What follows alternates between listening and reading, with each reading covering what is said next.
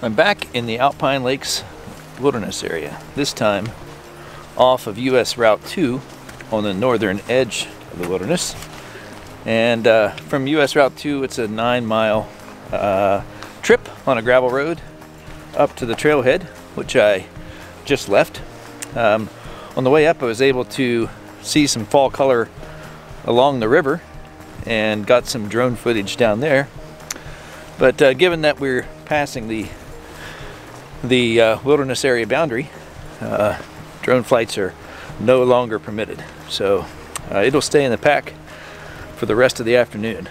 So my plan is to hike into Dorothy Lake and there find some fall color, obviously, but also check out some compositions for the sunset. I purposely left later than normal, and so that puts me at the lake mid-afternoon.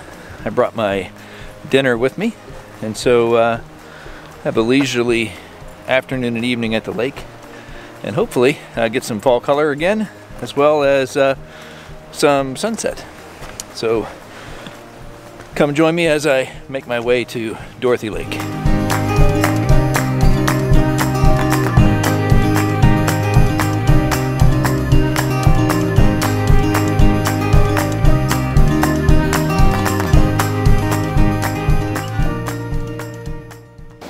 So last week when I was in the Alpine Lakes, I was on the extreme southern end, and today I'm on the extreme northern end, just south of US Route 2.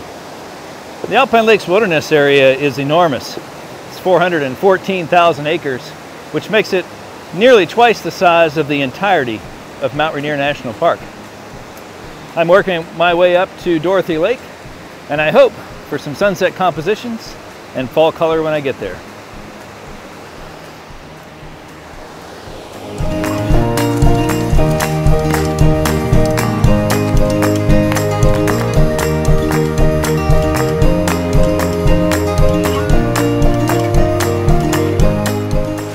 So it's 3:15 in the afternoon, and I'm at Lake Dorothy. I'm not sure why it's not called Dorothy Lake, but this is Lake Dorothy.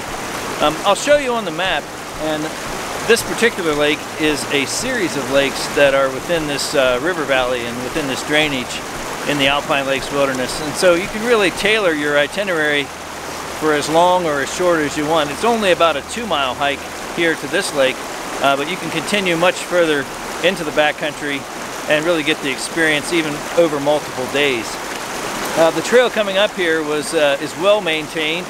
There's crib boxes to prevent erosion that the trail maintenance crews have installed, and we're really thankful for those.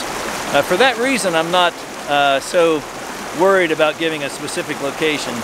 Sometimes when I'm in the backcountry, I'm more generic about where I am, but given the fact that this is an absolute zoo of a location on a summer weekend, I'm not so worried about disclosing that I'm at Lake Dorothy. But when you arrive at a location, it's important to start doing what you're doing. I came here for photography, and so right now I'm set up actually in the middle of the creek, and I'm toying with some long exposures and managing the wind. And so for this particular scene, I'm using a 6-stop ND filter. I've dropped that into place, and I also have a polarizer to take off any glare in the water. And so with a 6-stop filter, it gives me the silky look of the water that I'm looking for, and it really makes for a very nice afternoon exposure given the light that we have. Let me know what you think.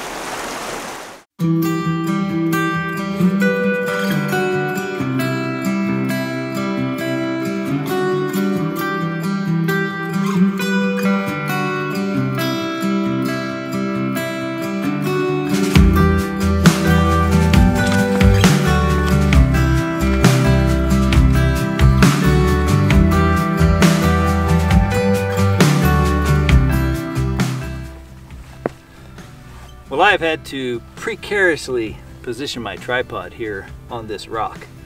So I had toyed with another composition up higher using these bushes here behind me, but I really didn't like the composition. I wasn't able to frame it correctly given the background, and it left me with a scene that was really unbalanced. So what I've decided to do is to use these lines, these natural lines that are occurring in this rock that is protruding out. So I'm on a point at the south end, I think it's the south end, basically at the other end of the lake than I was at earlier. And I'm just now waiting on sunset. Sunset is actually at 6:36, and it's right now only 4:40. But in a few minutes, the sun will dip below this ridge crest that's directly to my west, and that should give me an opportunity for an interesting composition looking westerly into the sun. I'll go ahead and reduce down my aperture so that I get a sun star and work with the composition. I kind of come and go with regard to sun stars, but given what I have to work with here, I think that's the best option.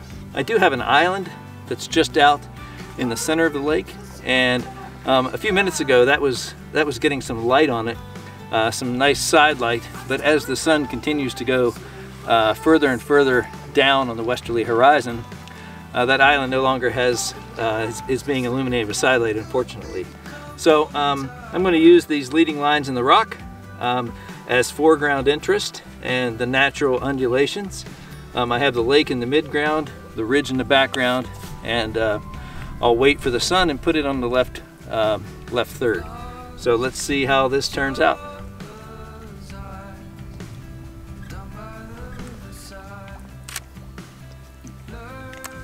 Well, I've taken a few exposures as the sun has gone further and further down on the horizon. I don't think I'm going to win any portfolio awards with these, but I'm happy with them. I had to make the most of what I had, and I was able to use some natural features here as some foreground interest. So I think it'll turn out okay. I'll take a look when I get back home and see which one I like the best. So here it is.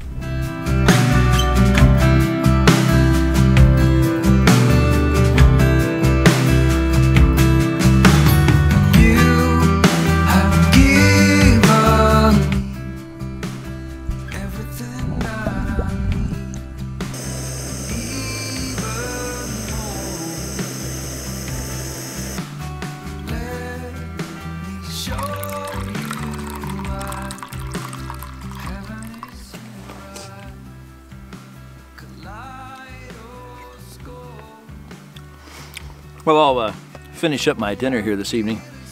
It's kind of a mixed bag today. I was happy with the long exposure that I got earlier at the outlet of the lake. This one was a little different. I had to make the most with what I had. Hopefully the sun star and the composition will work. I'll take a look at the different ones I took when I get home.